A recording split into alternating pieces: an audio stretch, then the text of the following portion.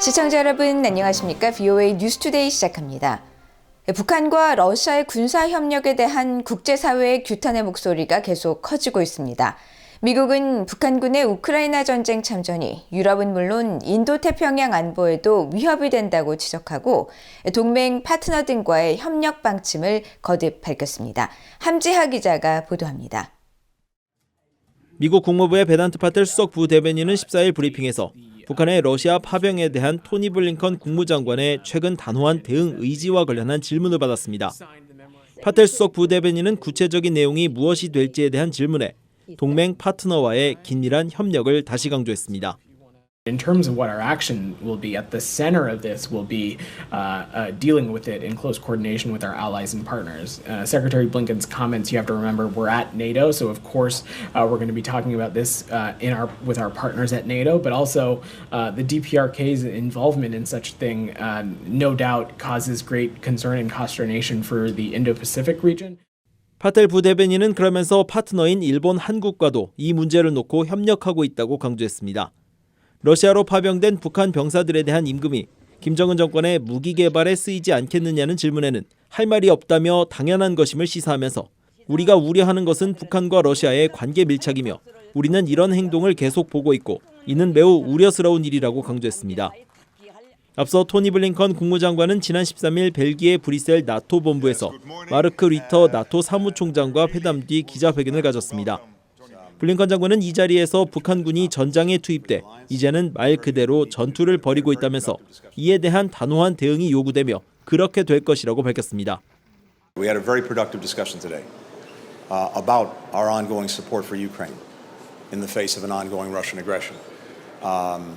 As well, this added element now of DPRK, North Korean forces, injected into the battle. And now quite literally in combat, which demands and will get a firm response.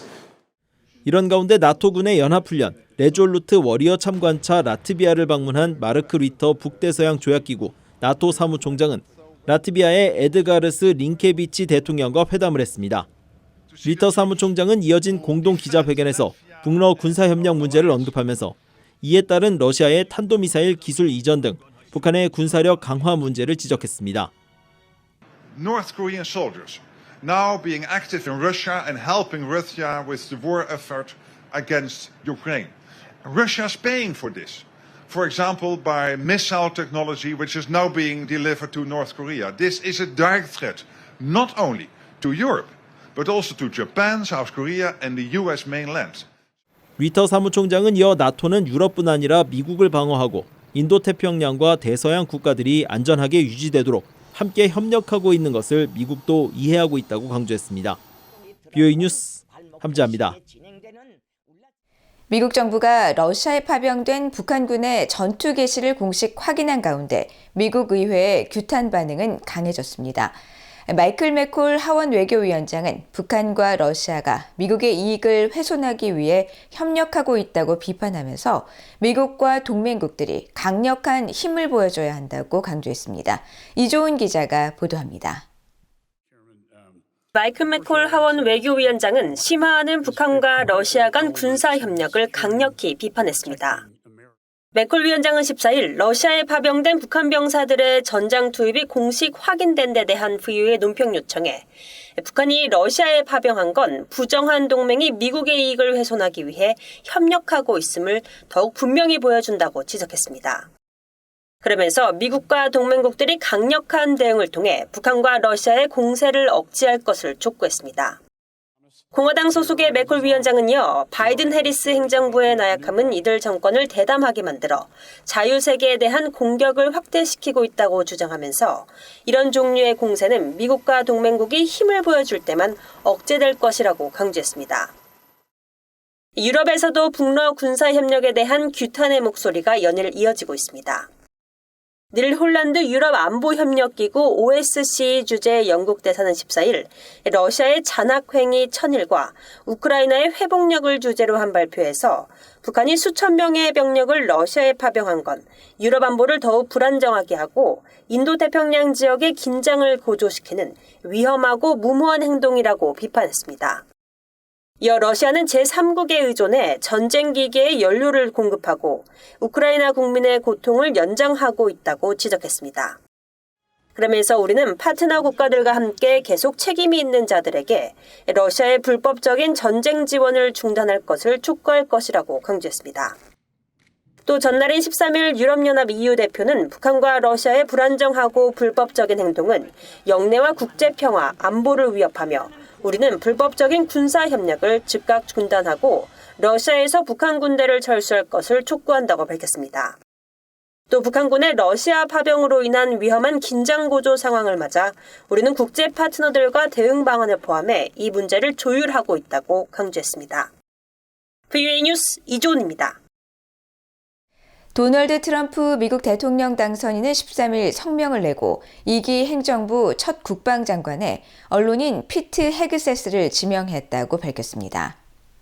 팍스뉴스에서 진행자로 활동한 헤그세스 지명자는 트럼프 대통령의 첫 임기 당시인 2018년 5월 북한의 김정은 국무위원장에 대해 데니스 로드맨을 만나길 원하고 미국 프로농구 NBA를 좋아하며 서양 팝 문화를 좋아하는 사람은 아마도 하루 종일 자기 주민을 살해해야 하는 사람이 되는 것을 좋아하지 않을 것이라며 미국과의 관계 정상화를 원할 것이라고 말했습니다.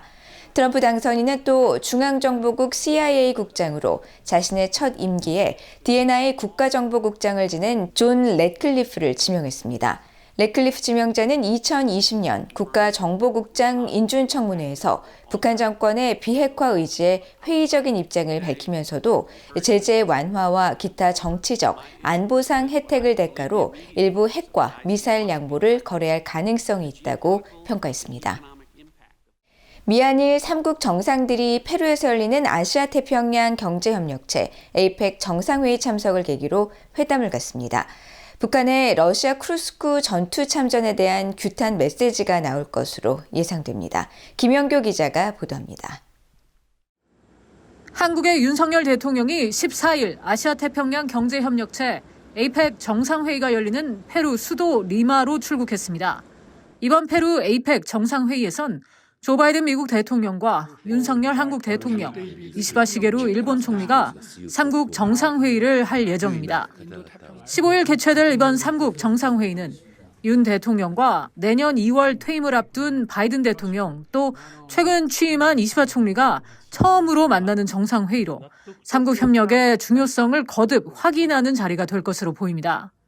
한국 대통령실의 김태효 국가안보실 1차장은 지난 10일 브리핑에서 한미일 협력체계를 제도적으로 정착시키면서 인도태평양 지역 평화와 번영 증진을 위한 3국 공조 또한 심화시킬 것이라고 밝혔습니다. 앞서 제이크 설리번 백악관 국가안보보좌관은 브리핑을 통해 미한일 3국 정상회의 개최를 밝혔습니다. He will meet with President Yoon of South Korea and Prime Minister Ishiba of Japan to celebrate the historic cooperation between our three nations and discuss the importance of institutionalizing the progress we've made so that it carries forward through the transition. 전문가들은 미한일 정상회담에서 북러 간 불법적인 군사 밀착을 규탄하고 국제사회의 단호한 공동대응을 촉구하는 메시지가 나올 것으로 분석했습니다. 여러 북한의 불법 밀착 또 침략 전쟁의 용병으로 파병한 이런 상황들이 한반도는 물론이고 국제 평화에 끼치는 부정적인 영향들 이런 것에 대한 공감 인식을 가지고 공동 대응하기 위한 방향들을 정리하는 데 굉장히 중요한 의미가 있다고 생각을 합니다. 한국 정부는 이번 다자 외교 무대에서 이시바 총리, 시진핑 중국 국가주석과 각각 한일, 한중 정상회담도 추진합니다. 윤석열 대통령은 14일 스페인 국영통신사 에페와 서면 인터뷰를 하고 북한의 러시아 파병은 한반도와 유럽, 더 나아가 전 세계 안보에 심각한 위협이 된다고 밝혔습니다. 윤 대통령은 또 러북이 군사적 모험을 중단하지 않는다면 동맹국, 우호국과 공조해 우크라이나 지원 강화를 포함한 실효적 상응 조치를 취할 것이라며 중국의 책임 있는 역할을 강조했습니다. 이어 중국과도 전략적 소통을 지속하면서 중국이 한반도와 인도태평양 지역의 안정에 기여하는 책임 있는 역할을 다해줄 것을 강조하고 있고 러시아에 대해서도 북한과의 협력을 중단할 것을 촉구하는 등 외교적 노력을 기울이고 있다고 밝혔습니다. VOA 뉴스 김현교입니다. 북한이 러시아에 파병한 것으로 알려진 특수부대 11군단, 이른바 폭풍군단 출신 탈북민이 파병된 북한군들이 제대로 된 전투 역량을 펼치기 어려운 상태일 것이라고 예상했습니다. 폭풍군단에서 13년간 복무한 뒤 탈북한 이웅길 씨는 13일 VOA와의 전화통화에서 자신이 복무했던 때와 비교하면 현재 북한 특수부대의 역량이 더 나빠졌다는 이야기를 듣고 있다면서 특히 사진이나 영상을 보면 최고로 훈련된 특수부대원들이 아니라 3년에서 5년 정도 복무하다가 훈련 중에 뽑혀나온 평범한 군인들 같이 보였다고 밝혔습니다. 이 씨는 또 북한 정권이 파병 군인과 가족들에게 제대로 된 경제적 보상이나 명예를 제공하기 매우 어렵다면서 극한의 고통과 죽음의 공포에 시달리면 파병된 북한 군인들의 동요가 커질 것이고 전투 중 투항하거나 탈출해 망명을 시도할 가능성도 많다고 내다봤습니다. 역시 북한 폭풍군단에서 복무했던 이현승 글로벌 피스재단 연구원도 폭풍부대에서 2년에서 3년 정도 현역 생활을 한 병사들이 주로 파병된 것으로 보인다면서 이들에게 실전 경험을 쌓게 하고 전략 전술 역량을 파악하기 위해 파병한 것으로 추정했습니다. 이 연구원은 또 이미 파병된 10,000명에 더해 추가 파병 가능성도 제기된다며 그럴 경우 특수부대보다 훨씬 전투 준비가 미흡한 일반 부대원들도 분명히 파병에 동원될 것이라고 예상했습니다. 러시아가 북한에 공급한 정제유량을 8개월째 보고하지 않으면서 또다시 역대 최장기간 미보고 기록을 갱신했습니다. 각국의 대북 정제유 공급량을 표시하는 위원회 홈페이지에는 러시아의 2월에서 9월까지의 보고분이 공란으로 돼 있습니다. 유엔 안보리는 지난 2017년 결의 23975를 통해 북한의 연간 정제유 수입 한도를 50만 배럴로 제한하고 북한에 정제유를 공급하는 나라들이 매월 30일까지 전달의 공급량을 보고하도록 했습니다. 규정대로라면 러시아는 지난달 30일 9월 공급량을 보고해야 했지만 현재까지 보고가 이루어지지 않고 있으며 이에 따라 러시아가 대북 유류 공급분에 대한 보고를 단순히 미루는 게 아니라 아예 하지 않기로 결정했을 가능성이 제기되고 있습니다.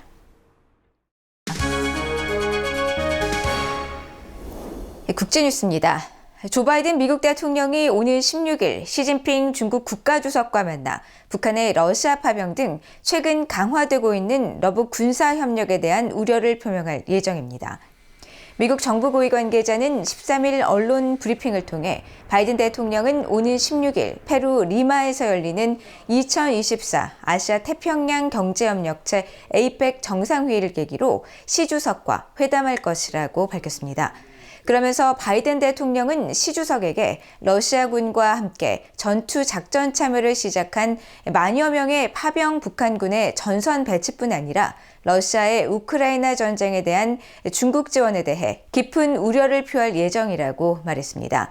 아울러 지난해 11월 미국 샌프란시스코 인근 우드사이드에서 가진 미중 정상회담 이후 양국군 소통 재개와 합성 마약 펜타닐 근절을 위한 공동의 노력 등 여러 분야의 진전 사항들을 검토할 것이라고 밝혔습니다. 정상회담에서는 또 미중 간 무역 갈등과 타이완 해협에서 중국군의 군사 활동, 남중국해 영유권을 둘러싼 중국과 주변국들 간 대립 상황 등도 논의될 것이라고 이 관계자는 전했습니다. 우크라이나군이 13일 북동부 전선에서 러시아군의 진격을 저지했다고 밝혔습니다. 우크라이나군 총참모부는 이날 전황 보고서에서 러시아군이 탱크와 장갑차, 지뢰 제거 장비 등을 동원해 쿠피안스크 인근 방어선에 4차례 공격을 가했으며 이들 러시아군 병력 상당수는 우크라이나군의 방어선을 뚫지 못하고 괴멸됐다고 주장했습니다. 특히 일부 러시아군은 우크라이나 군복과 유사한 복장을 착용하고 있었으며 이는 국제전쟁법 위반이라고 밝혔습니다. 쿠피안스크는 지난 2022년 2월 러시아의 불법 침공 초기 러시아군에 의해 장악됐다가 같은 해 9월 우크라이나군이 탈환한 지역입니다. 라파엘 그로시 국제원자력기구 IAEA 사무총장이 대표단과 함께 이란을 방문해 마수드 페제스키안 이란 대통령을 만났습니다. 페제스키안 대통령은 이 자리에서 자신의 정부는 이란의 핵 작업에 대한 모호한 의혹을 해소하기 위해 IAEA와 협력할 준비가 돼 있다고 말했다고 이란 국영 언론들을 인용해 로이터 통신이 보도했습니다. 그로시 총리는 또 앞선 모하마드 에슬라미 이란 원자력 총장과의 회담 후 공동 기자회견에서 상황을 개선하고 갈등과 전쟁에서 벗어나게 한다는 것을 보여줄 구체적이고 확실하며 가시적인 결과를 얻어야만 한다고 말하고 이스라엘을 향해 이란 핵시설이 공격받아서는 안 된다고 밝혔습니다. 또 에슬라미 청장은 IAEA에 이란을 압박하는 결의를 채택해선 안 된다고 경고하면서 이란이 압박에 영향받지 않고 국익에 따라 프로그램을 추진하는 것을 그들은 반복해 경험했으며 참여의 길을 선택한다면 이란은 협력할 뜻이 있지만 다른 길을 선택한다면 필요한 결정을 내리겠다라고 밝혔습니다. 이스라엘군은 14일 레바논 내 헤즈볼라가 통제하는 지역에 사흘째 공습을 가했습니다. 레바논 국영 NNA 통신은 수도 베이루트 남부 교외 지역에 이스라엘군이 야간에 이어 아침까지 공습을 계속했다고 보도했으며 레바논 당국은 공습으로 인한 사상자를 파악 중인 것으로 알려졌습니다. 이스라엘은 이 지역에 다이에와 레바논 동부 베카벨라 등지에 헤즈볼라의 거점이 있는 것으로 보고 이들 지역에 공세를 집중해왔습니다. NNA 통신은 남부 이스라엘 접경 인근 바주리에와 주메이즈마 마을에 대한 이스라엘군의 공습으로 5명이 사망했으며 또 다른 남부 지역인 빈트 지베일에서도 이스라엘군의 공습이 이루어졌다고 보도했습니다. 앞서 이스라엘군은 13일 성명에서 레바논 영토에서 이스라엘을 향해 발사된 대규모 로켓 공격으로 이스라엘 북부 하이파에서 중부 텔아비브 인근에 이르는 수십 곳에 공습 경보가 내려졌다고 전했습니다. 이런 가운데 이스라엘군은 어제 헤즈볼라 세력에 무기를 공급하는 데 사용되어 레바논 시리아 접경 교량들에 공습을 가했다고 밝혔으며 시리아 국영 언론은 이 교량들이 상당한 피해를 입고 운영이 중단됐으며 중부 홈스주 상공에서 적대적 표적들을 요격했다고 보도했다고 로이터 통신이 보도했습니다. 이상으로 VOA 뉴스투데이를 모두 마칩니다. 시청해주신 여러분 고맙습니다.